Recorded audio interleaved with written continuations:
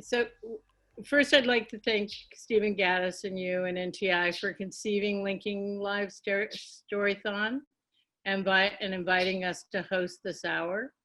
I want to acknowledge that we're on the unceded lands of the Tongva and Chumash people. And first, it's going to be Larry Zucker and I are hosting folks from Street Poets. And second, it will be David Marston and Rachel Feldman. In 2008, I came to know Street Poets.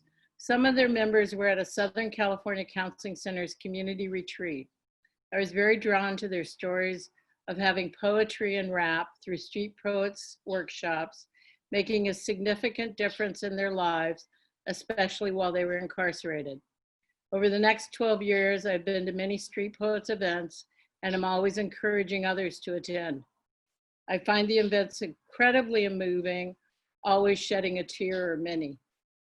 Today, Larry Zucker and I are very happy to have two Street Poet teaching artists, Frank, Bus Stop Prophet, Escamilla, and Janice Ladybug Poole as our guests.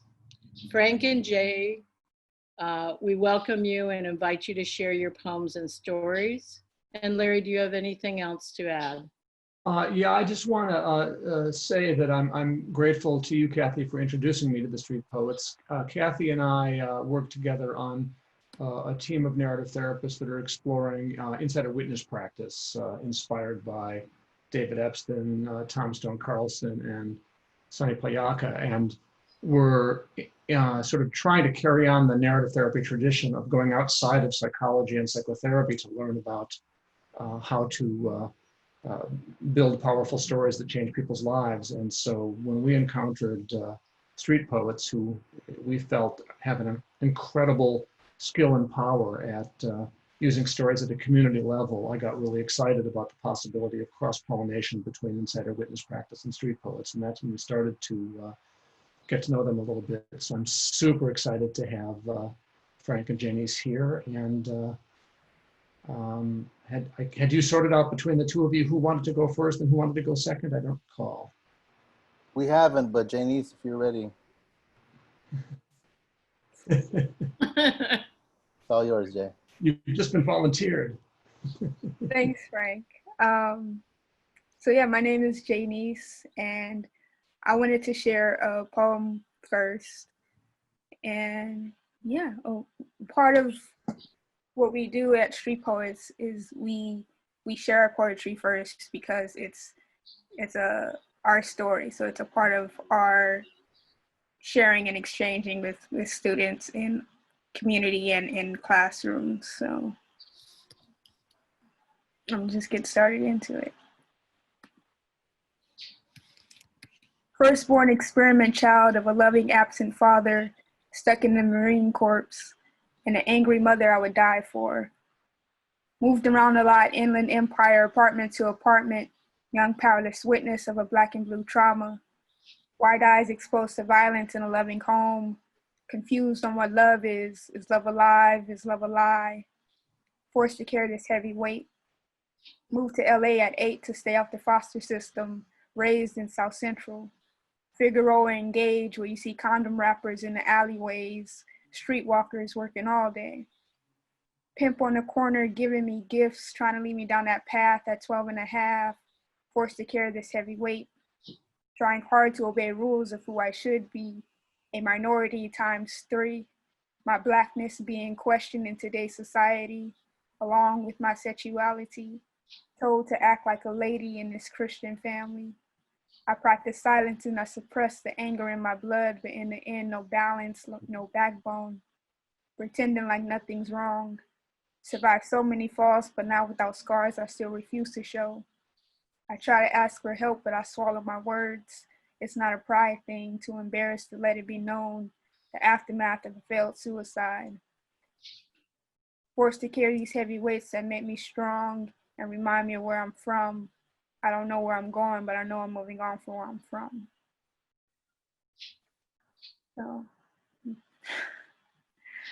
So that is a poem called Heavyweights that I wrote when I was about 15 or 16.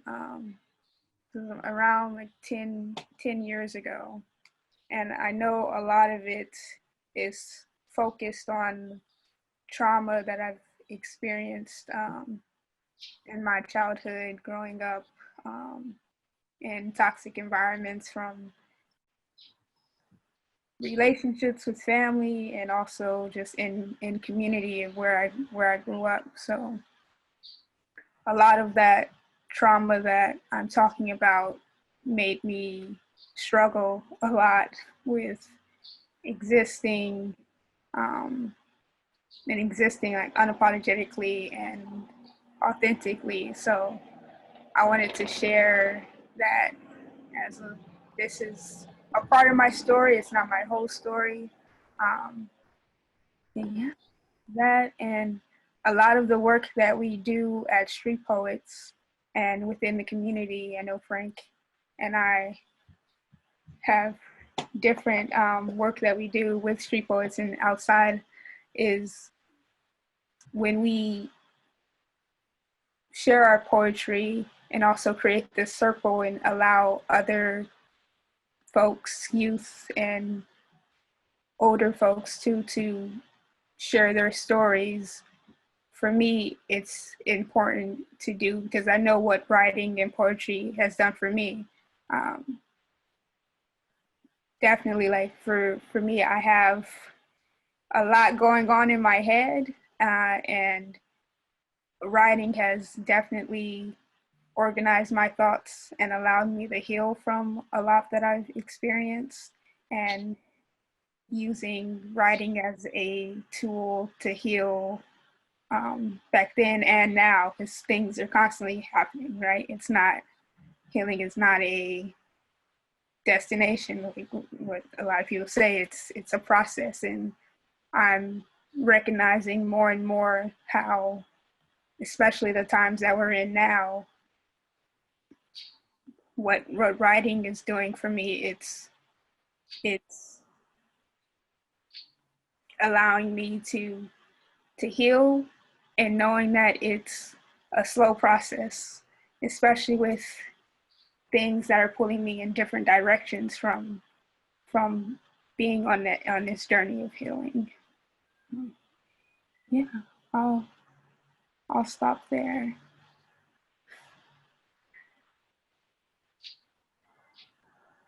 Frank, do you want us to ask Jay questions now, or do you want to go ahead? However we feel comfortable. Jay, you ready for some questions? I just want to like take a I've second already real been quick. volunteered. I just want to say also that Janice came into the program when she was 16. She and I, it was a little before my time, and has grown with the program and up in the program.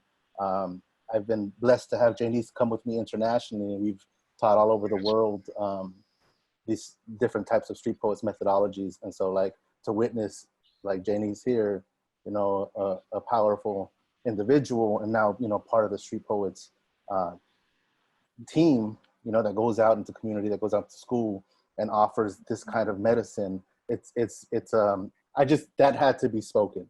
So I want to say that, and then, yeah, go ahead and ask her some questions. So Jay, I'll just tell you that in the chat right now, Chris Henriksen, who you of course know, said powerful words and hard-won wisdom, Jay. Thank you. So, Thank you, Chris. yeah. How has COVID impacted you and Street Poets? So a lot of the workshops that we do are in classrooms. You know, a lot of schools are closed down right now, and also in detention camps. So we are finding different ways to be online with Zoom and having workshops still going. But it's difficult with schools because they're closed. So a lot of the teachers are, I feel Frank can speak to this, are struggling to be in this new process of doing things online and virtually. So it's definitely affected the work that we do in the classroom. And with camps, it's similar thing. Where the camps are closed down, so a lot of things are being done over the phone and virtually. With community, we still have our Seeking Peace circle that's happening on Tuesdays from 4 to 6 on Zoom. So that it is affected because we're building a circle. So anything that's happening on a regular basis in our circle, we're able to be there for one another that we're not able to do virtually. Like there's a lack of intimacy when it comes to being virtual. So yeah.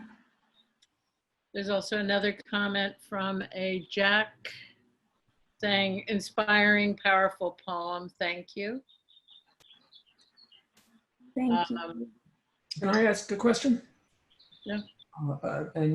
First of all, Jay, thanks. It just blows me away that you could have written that at 15.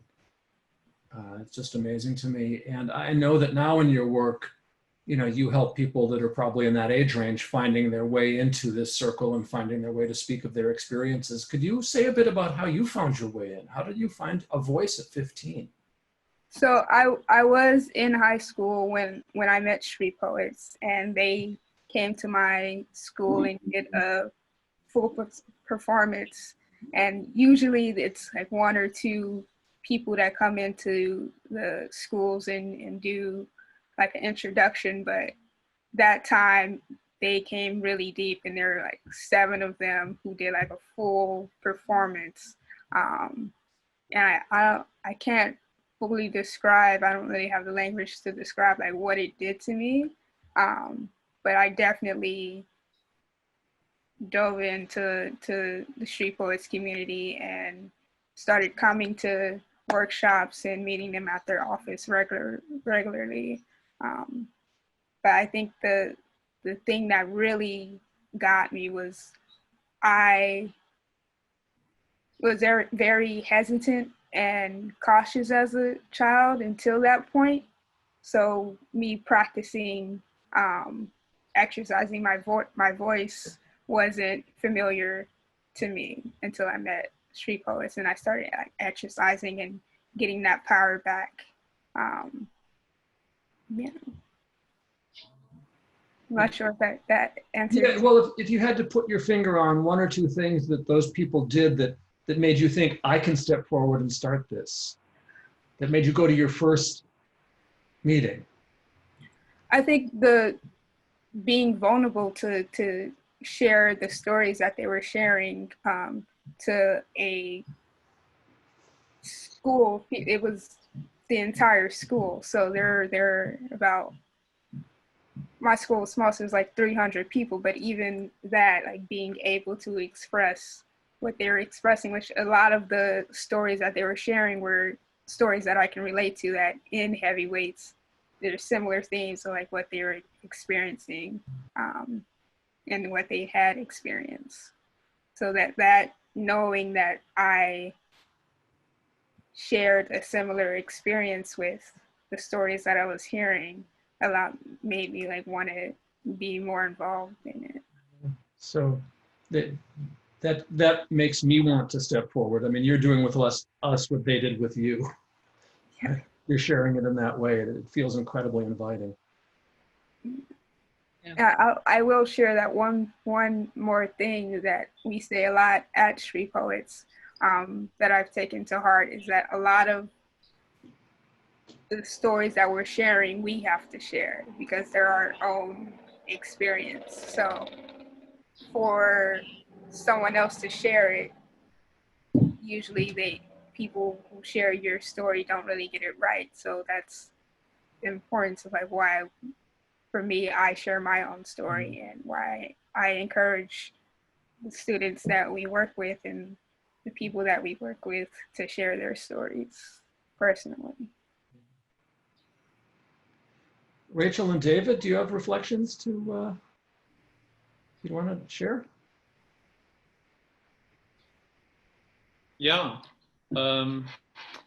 thanks Janice. I'm not familiar with street poets, but had a similar reaction to Larry.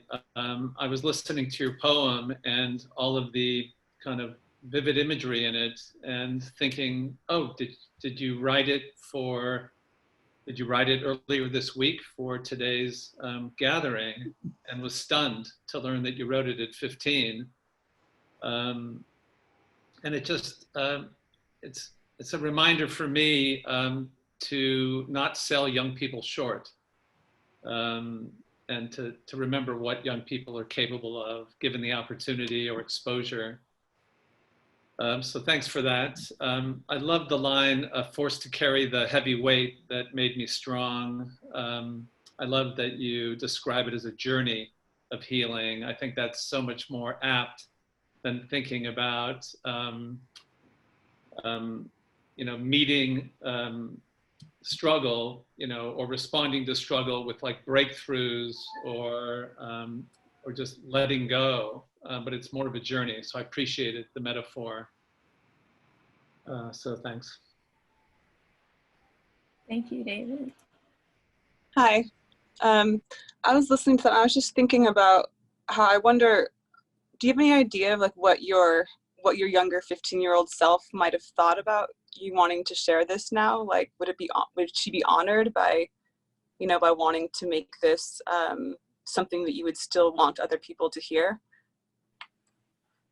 I don't think so. I think my 15-year-old self would just have it written down on paper and let someone read it instead of saying it out loud, like I've been able to do now.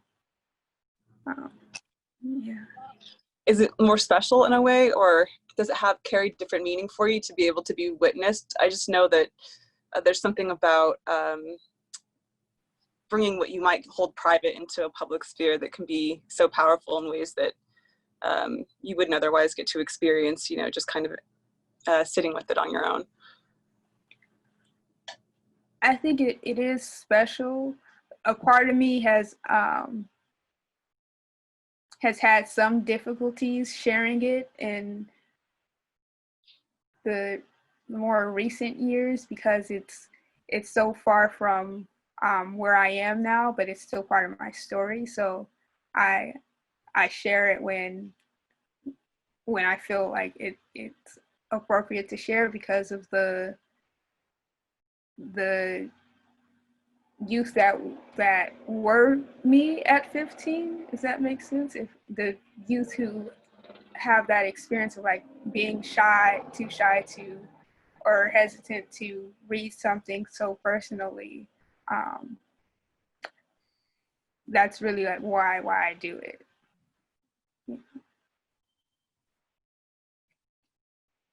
Well, thank you. It's kind of like a brave act then, right? Yeah. Some people may say so. I think I just think it's necessary because of the need for it's just necessary for youth that were working for it to be encouraged to have that practice. Yeah, because if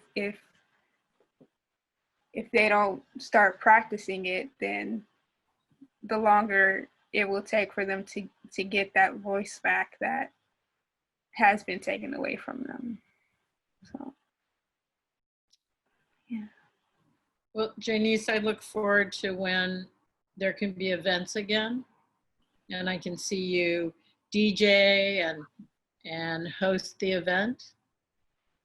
Me too, Kathy. I can't wait. It's gonna be a while from now, but I can't wait to be back at it.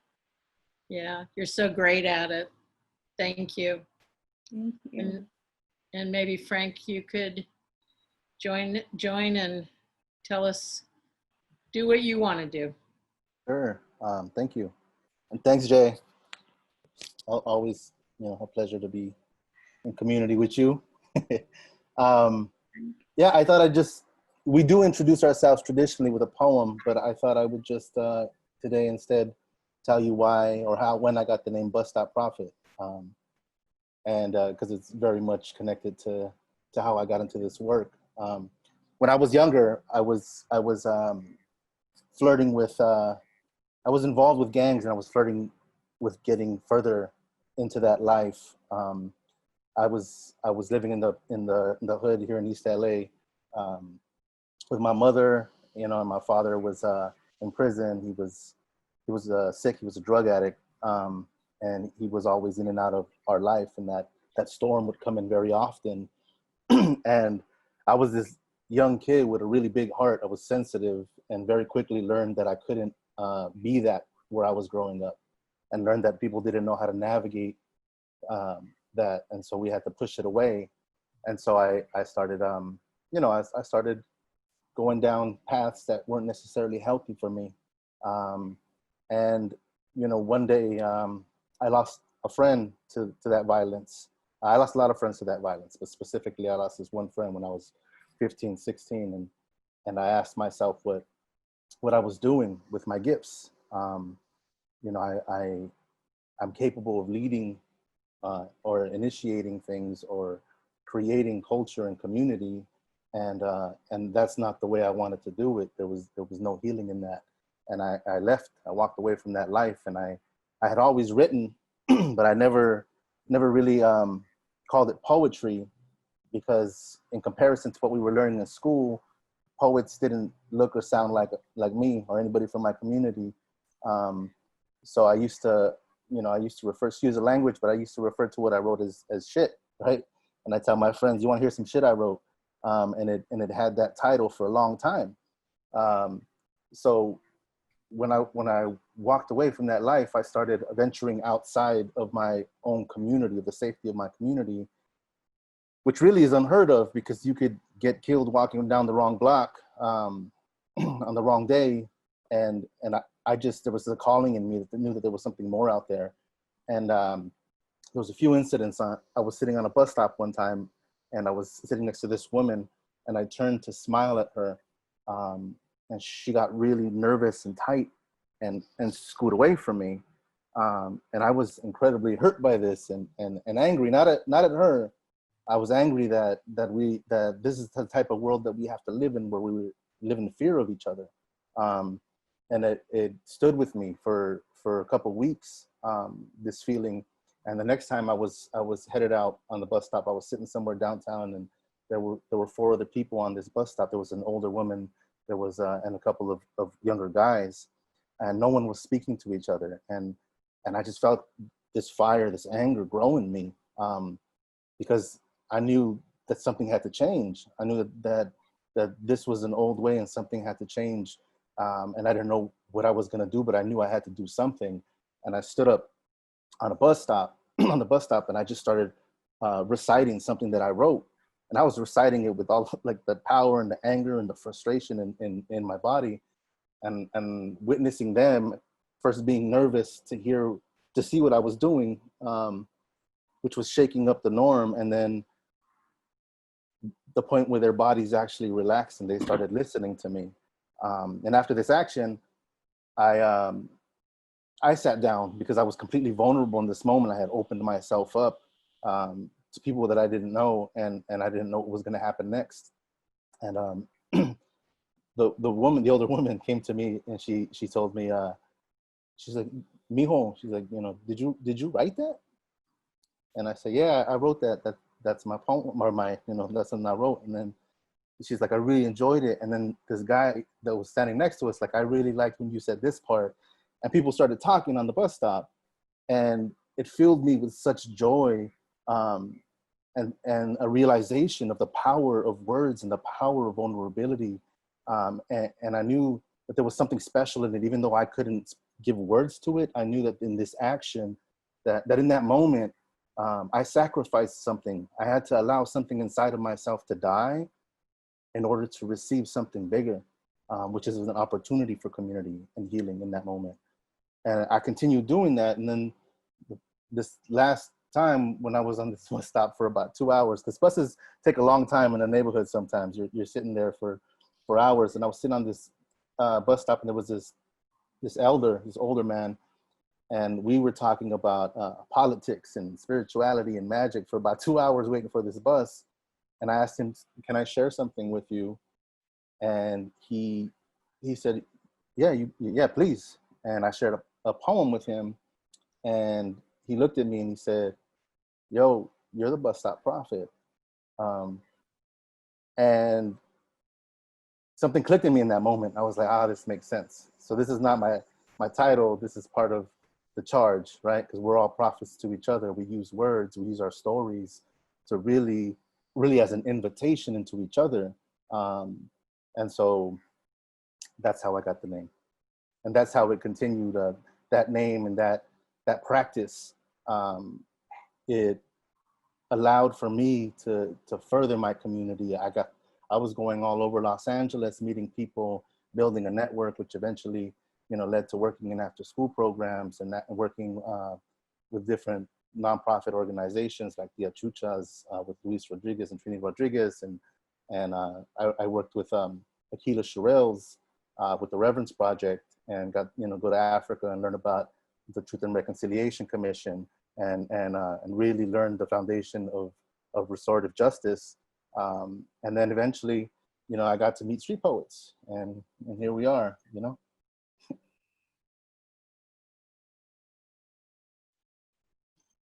So, yeah, if you have any questions. So, Jay and Frank, if you have an opportunity, you can look in the comments, because there's been many comments for both of you. To, speaking about, here's a question for Frank. Oh, guess it's from Chris. With the exception of Darth Vader behind you, who would be your ideal audience on the bus stop bench today? How has your audience changed or not over the years? Do you think about your audience when you were creating and writing? Always asking great questions, Chris. Thank you. So you might just say who Chris is. Chris Hendrickson is the founder of Street Poets. He founded it 20-something years ago in one probation camp, and that imagination allowed for the creation of this nonprofit, which really attracted over the years some phenomenal and amazing minds and souls in the form of teaching artists in different positions as street poets that really helped cultivate this amazing nonprofit.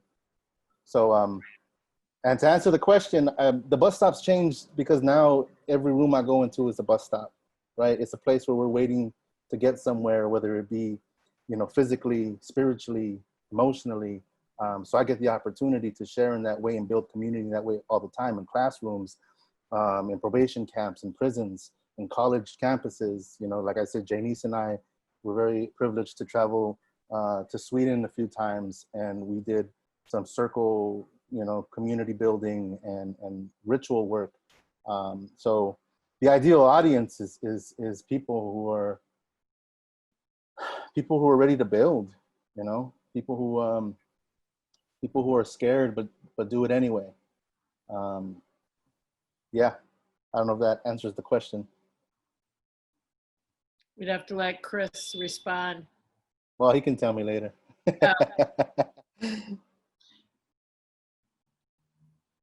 Was there other, I'm not seeing any other questions. Am I supposed to read this and then answer the question? No. Okay. I'll keep monitoring them, Frank, for you. I wonder if our Jay, do you have any questions? And, Rachel and David and Larry?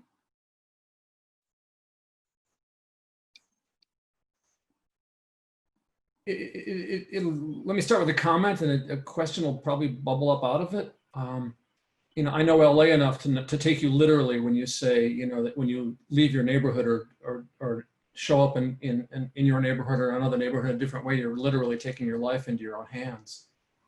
And that, of course, is an act of bravery. But I was really also moved by what you said about how, you have to let something in you die, right? Because that's true no matter where you live, I would imagine. right? And so maybe you could say something about why that's the case, why something has to die for something else to be born. I mean, I feel like it's a very human practice. We constantly hold on to things out of fear of what's next. I feel, and that doesn't just go for the people in my neighborhood, that goes for people in general. And when we learn how to allow these things to die, these small deaths to happen within us, it makes room for these new things to be born, for these new people in us to become. Like Jay said, like we write these stories, and when we step into a classroom, or when I was writing these stories about my life, at the moment, before I was able to put them on paper, that's all my life was. But when I was able to put them on paper, it became, as opposed to my entire story, it becomes a chapter in who we are becoming, because we are constantly becoming. Human beings are constant works in progress. We never stop. So I don't know if that answered the question, Larry. Yes, thank you. Yeah, movingly. So Frank, I'll share that. So I've seen you at many events where your responses to the folks who stand up and share their work is very narrative therapy sounding. Like you treat people with such respect and such caring. It's really moving. For this, for some of those young artists who are so very vulnerable, who are Jay when she was 15. And, I just have to believe that they go away feeling really uplifted. So thank you for that. It's my pleasure to be able to do that.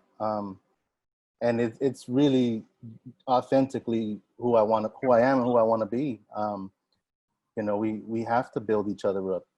This culture that we live in, or that we've lived in forever, is one that constantly breaks us down, that tells us we're not good enough, our stories are not important enough. And that's just not true. This is just not true. And sometimes we need to remind each other of that and to say that. I heard all of this stuff growing up. I wasn't a phenomenal student in school, but I was a great learner. I'm empathetic, and I absorb people's stories. I listen, and I like hearing people breathe, right? And words, I love it. And so, like, when we're able to hold space in that way, we create something that doesn't exist in the world. Sometimes when we're kind to each other, that's the only kindness that a person gets in the day, and it's not ever about, at least, for myself, and I could say for street poets, it's not ever about trying to heal an individual. It's about offering them an opportunity to heal themselves. Mm-hmm. Not trying to give people answers, but cultivating a space, a safe and brave space for them to ask the right questions to get to the next part of their journey. So thank you very much, Kathy, and I appreciate that. And I do what I can. Yeah, and a couple of years ago, you shared that, maybe you wanted to be a therapist at some point.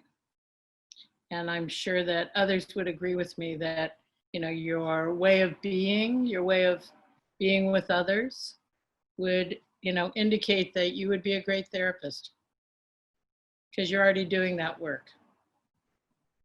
Thank you. I mean, I appreciate that, and if that's where the journey takes me one day, so what I want to encourage is that we can do this now, without that. I mean, and I'm not encouraging anybody to go and give therapy to someone, but I mean, just to hold space for each other. Like, how do we create this and cultivate this in the culture so that it's a norm, so that everybody speaks with a narrative therapy language. But thank you. And it's something, it's something that I think about. So thank you very much for the encouragement. Well, Stephen Gaddis, who's one of the organizers for today, said in the comments, Frank's a therapy teacher. Hey, Frank, thank you for your story. I really, really appreciate it. And Just thinking about what you were saying a minute ago about how we live in a world or a culture that breaks us down, and you heard all of that growing up, and it makes me think about your comment about the power of words and the power of vulnerability, and it makes me wonder how you took up an interest in vulnerability, or how vulnerability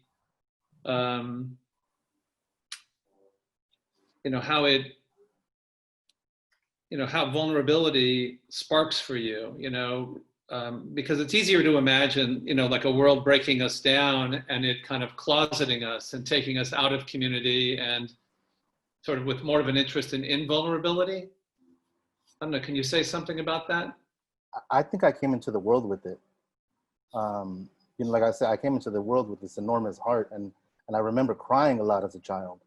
And again, crying, is not for being a man. It's discouraged incredibly, but just period. When you cry as much as I used to cry, like, parents don't know what to do with it. And so I tried my best to hide this stuff, but I found that the most authentic things that came out of me were when I was in this space. The most authentic conversations and friendships and opportunities that came my way were because I was in that gift. And it's a gift to be, now I can refer to it as a gift to be in the sensitivity that we all have, and I think that's part of how we connect as human beings. Like I said to a friend the other day, I tried to connect with the child in everyone, because that's the entity, the energy that we need in the world right now. Like everyone here is sitting with the child in them. That's the one who holds the power to the imagination that's going to create a world that's going to be loving and nurturing and care about everyone in it. We're talking about this COVID thing right now. I don't want to go back to the old world. It didn't serve everyone, So now is the time to connect in this way, to connect to this power, and really cultivate and imagine a world that can. So, sorry. I was gonna say, Oh. yeah, Rachel. I just wanted to say that I really appreciate the way in which, I don't get the sense that you approach these things from a perspective that sees it as like an act of goodwill. I really feel like you feel like it's a responsibility on your part, and that it is just how you show up in the world. And I certainly wish that there were more people who felt that way and who had that much of a connection to the community, and felt that, who they are is not somehow inseparable from those that they share those experiences with. So thank you for all of your work. Thank you, Rachel. I appreciate that. And I don't know, it feels like we live in a world of masks, and the more we invite people to put those things down, I think the more they're going to discover that they are connected to this part of themselves. I have mine too. I'm constantly trying to grow and constantly trying to shed more and more masks and ideas of myself, and to fully show up in my gifts, right? But that's part of it, like to celebrate people when they show up into a room with these gifts, to learn how to not just create community, but a container that can hold whatever needs to come in, whatever part of you needs to come in at that time, without judgment, right? But with love and empathy. Anyway, I can talk all day. Thank you so much, though. Thank you, Frank. Thank you, Jay. It's time now to turn it over to David and Rachel. Okay, thanks, Kathy. You're welcome, David. I just want to start off by acknowledging Kathy Adams, because, I think a part of what I understand Stephen Gaddis's motivation was to create community in a time of isolation. And this has been Kathy's mission here in Los Angeles for the last several years. She really took it upon herself in numerous ways to create community and gatherings and invite us into her home. So thank you, Kathy. You're welcome. I want to introduce Rachel. I'm David Marston, and I am with Miracle Mile Community Practice in Los Angeles. It's a narrative therapy training and counseling center. And and I've known Rachel for a couple of years now. And I just want to say a few words about her before she tells her story. Rachel got her bachelor's degree at Sarah Lawrence, where there was a certain freedom in designing her undergraduate program. And so she designed a 4-year, what she describes as a 4-year love affair focused on the work of Michel Foucault. After graduating, before getting her master's degree in psychology, she got a master's from Columbia, a liberal arts master's in human rights. And a through line in all of her studies and work has been based in a concern on institutional power. And then the reason that I was thinking of inviting, or I decided to invite Rachel to be a storyteller today is because in the time of COVID, she has been community minded and developed therapy groups in anti-capitalism, in non-monogamy, and a group that she was nice enough to let me join, a Foucault reading group. Which has been just a real pleasure and motivation to do something as hill climbing as reading Foucault, but to not have to do it alone. Anyway, Rachel, I'll turn it over to you. Thank you, David. Well, as I was thinking about what I might talk about today, I was trying to review in my mind sort of how I'd been responding to all that was going on, you know, with quarantining and isolating. And I think that, you know, from the very beginning, I had difficulty around this very kind of individualistic way of approaching how to work in the service of our communities. Because my approach has always been to be, you know, connected with people and to be face to face and to be able to really, you know, have an exchange with someone where you feel like that kind of personal connection is there, and to do it at such a distance just seemed like such a disservice. And as well, you know, in thinking about class lines and racial lines and how all of those disparities are just going to become so much more self-evident and you know, disappointing, I guess, for lack of a better way of describing it, just disappointing that we would not see how much this call to sort of social distance is something that, you know, is given to people who have a certain amount of privilege and not to others. And at any rate, so I started off this quarantining having just ended a relationship with somebody. I was kind of not in the best of places, really, and I felt depression kind of pulling me down under, and I live alone, and I wasn't quite sure how I was going to deal with that. And I remembered that at another time in my life when depression seemed to grab a hold of me, it was narrative therapy and actually joining Miracle Mile and meeting David and everyone over there that kind of saved me in that way. It was the first time, I think, since I'd been in New York that I felt like I had community again, and like I had people who shared a similar worldview and understood me. And so I told myself that I would throw myself back into my work. And it was only a few days later that I received a phone call from a client of mine. For the sake of privacy, I'll just refer to them as Jay. And he'd called me and he said that I hadn't seen him for a couple months. And he said that he had been experiencing pretty extreme depression, that he hadn't seen anybody in almost 2 months.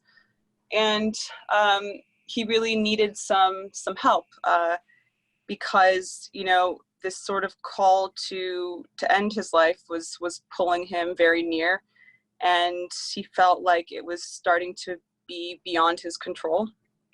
And so he had apparently already tried to, he had made 2 suicide attempts already in the past week. And so I started working with him as well as some of his family and a psychiatrist who was working with him. And we tried to create somewhat of a wraparound team to help out with that. And at one point, he wanted to meet in person. And, I had, like everybody, all of my other colleagues I know, decided that we were only going to do virtual sessions. And I felt like that just wasn't going to be sufficient. And so I agreed to meet with him. And, as I remember, as I was walking up to meet with him, and, we both had on masks. And then, when we got inside and we started to talk, he asked if he could take his off. And it just seemed to me in that moment, like there was no way I could have said no, because to say no in a way would be to be almost like dishonoring of all the pain that he was experiencing. And I know that, the people around him were pressuring him to seek out inpatient care. And, as David mentioned, institutional power and the abuses of it is something that I'm very much aware of. And I didn't want to see him in a situation wherein he wouldn't have agency over the ability to make decisions in his own life, and to be able to feel like he is a dignified person who isn't some kind of like a failed man in some ways. Because I know that the idea for him of having to occupy an identity that is quote unquote sick was kind of a devastating prospect to have to contend with. And so, we tried for a matter of a couple weeks, and it was very difficult. I talked him down on numerous occasions from what was very scary and tenuous sorts of experiences for me. And I remember at one point he had said to me that the reason he always liked coming to therapy was because he felt like when we addressed his problems, like we were comrades in arms, he said. And that was a really touching way, I think, to describe our relationship. And at one point, when I had seen his whole family and himself kind of towards the end, and we were trying to figure out how we were going to manage the situation, I met with him privately after they left. And as soon as they left, he broke down in tears, and I was sitting across from him. And at that moment, I knew that the right thing to do was to come sit next to him. And so I asked him if that was okay. And he said yes. And I sat down next to him. And as soon as I sat down next to him, he kind of leaned in and he rested his head on my shoulder. And so it was almost just kind of reflexive, I think, really. I reached my arm around and I put my hand on, his opposing shoulder. And we sat there like that for the rest of the session, maybe 25, 30 minutes. And we talked. And I remember feeling like the whole time we were having our discussion, like maybe I was doing something that wasn't right, or I was doing something wrong by not maintaining social distancing.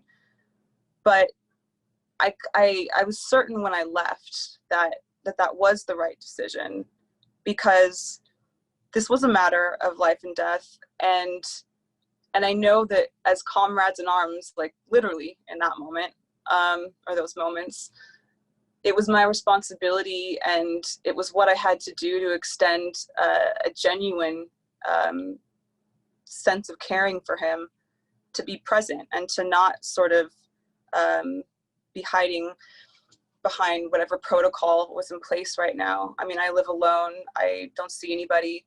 I didn't feel like I had, any kind of, I guess, like I was a risk to anybody. And so I kind of anticipated I would get blowback maybe from colleagues and people that I talked to when I told them that. And to my surprise, I actually didn't. They were very supportive. But at the end of the day, it didn't really work. And we ended up having to have him go to inpatient care. And, for me to have somebody feel like they're in a position wherein they don't have freedom of choice, wherein agency is something that I'm somehow taking upon myself to usurp from them, a comfortable place for me to be in. And that's not the terms of our relationship that we had cultivated over the time that we'd spent together. And while, you know, this person did decide to go voluntarily into hospitalization, they decided shortly after that they didn't want to be, and they weren't let out. And I know that I betrayed that relationship when I did that, or when I told him, I mean, that he could leave if he wanted to, not thinking, you know, that that he would decide he wanted to leave as soon as he got there. But that was the case, and I've not gotten any word from him since, and I've tried to reach out, and I imagine that he feels betrayed, and that even though I might have done, you know, the right thing to do by my profession, that I really struggle with feeling like I did the right thing by him, because I know how disempowering it must have been for him to be forced into that position. You know, productivity is something that weighed on him a lot in the world.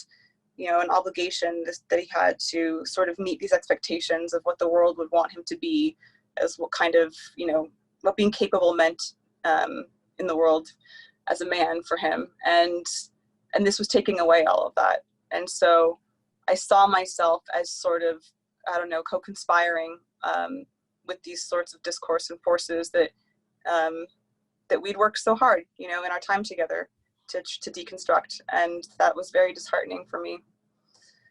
And so I guess, like, I wanted to share this story, at least in as much as I can, because I know that when he went to the hospital, he then had to put in the back of his mind this idea of himself, and he had to kind of change his identity, in a sense, to be somebody who had been forced into hospitalization. And that was in part my doing, or my encouragement, because I didn't know what to do at that point. It felt like there weren't any other options.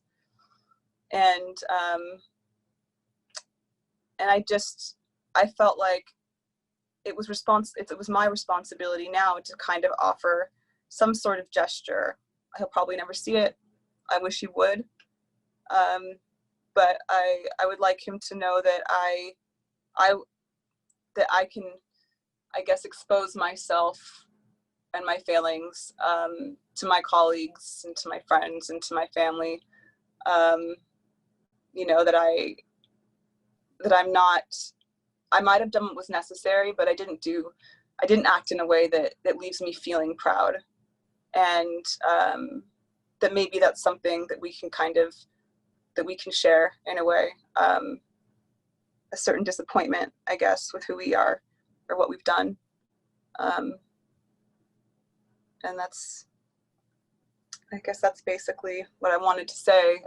This started off as it was supposed to be a story. It's kind of a letter to this person, really, though.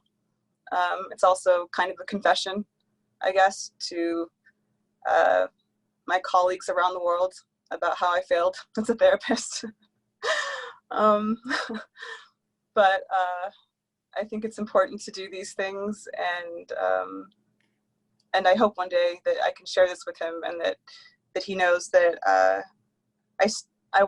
have been his friend in spirit, and that never stopped, despite whatever ways it might seem like I'd left him behind somehow.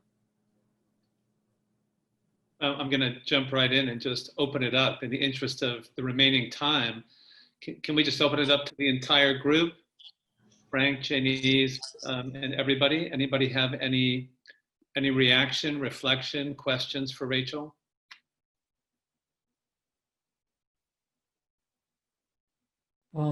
First, just the reaction that, you know, some people might think you took excessive risks, some might not, but I think at the very least, you're ahead of the curve of a question that all of us are going to be facing. Therapists are going to be wrestling with, you know, all the therapists are talking about, when do I open up my office? And there will be degrees of risks that people will take, and we're all going to be wrestling with that question. and you wrestled with it at a charged moment. And my own prediction would be that even if you feel badly about how things worked out, I'm hoping that he understands what it might have meant for you being willing to take that risk on his behalf. That itself right there was a meaningful and a profound gesture. Makes me think of Frank's comment about something has to die. God forbid, I hope it's not him or you, but there's something about willingness to risk on behalf of our clients and trying to find that balance point. I just want I to hope celebrate. Sorry, I don't want to.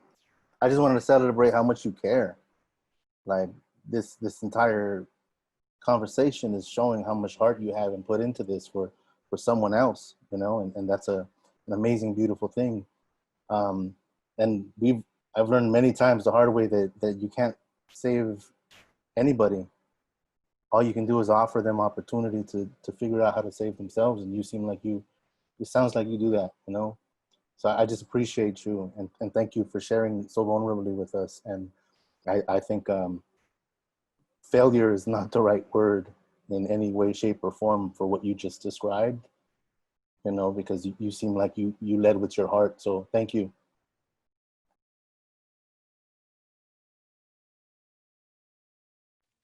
Thank you. Thank you. Rachel, I just wonder, I wonder, as Frank is indicating, I wonder what you're sitting with. Like, are you sitting with failure, or do you feel regret, or do you look at it as just kind of an impossibly imperfect context, you know, in which there was no great answer, and so there's no way, in a sense, to avoid living with conflict and unease around it? Or do you look back and think, I should have done it this way instead of that?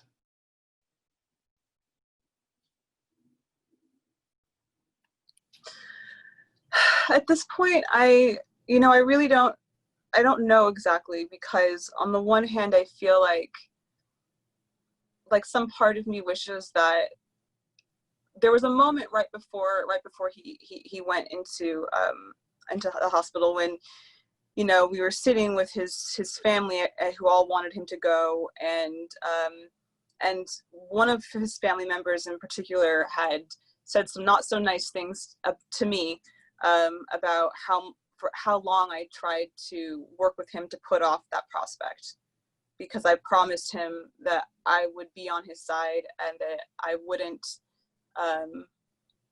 fall in line with what everybody else thought, if he could promise me that he could trust, or that I could trust, that he wouldn't do anything harmful to himself, you know, while he was still out. And he turned to me and he said, Rachel, can you tell me, or can you tell them why it's not a good idea for me to go?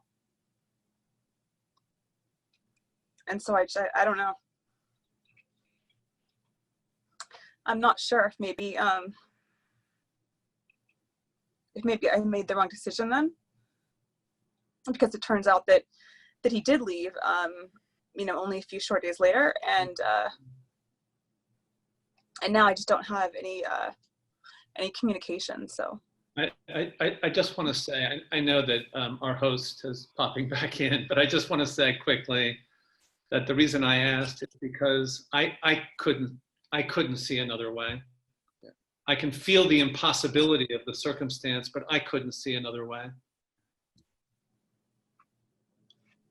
Yeah, I appreciate what David's saying. Sorry, this is Ian from NTI, just helping host this, but I know it's a weird place to break, but it's contributing a lot to me as someone who does private practice a lot, and similar to you, always uneasy about some of the systems and dynamics that do appear in inpatient and other options, and trying my best to do that. And I with David on this, it just seems like that decision is the one that I would imagine for me and have done too. So I really am so appreciative of you putting this out there. And I just want to say too, the word that came up for me this whole time too is this vulnerability piece that, you know, both the street poets got kind of introduced, you know, and then, I don't know, sharing this, you call it a failure, but sharing this moment, you know, or this kind of work you're doing, it strikes me in very vulnerable in that sense too. And, you know, my hope is that community piece that we've been drawn back to a lot with this Storython and with this particular conversation, you know, can be an offering to that as well. I know, like I said, it's a strange time to kind of break, but I just want to give it any last words. I know it kind of ended abruptly. We do have to move the wave to our next stage of the Storython, but any last words from folks? I just want to say thank you for inviting us and for giving us this opportunity to speak and to share our stories. And yeah, I'm really appreciative of everything that you guys are doing and what you put together. Same here. Same here. Thanks to Stephen and thanks to NTI, for this experience. Yeah, thank you. And Rachel and Frank and Jay, please go read the comments because there's some comments for you guys over there. Thank you. Thank you. Also, just wanted to say thank you for having me. And I know that we're all in scary times, so I just ask that we be a little easier on ourselves during this time of like uncertainty. So. Mm-hmm.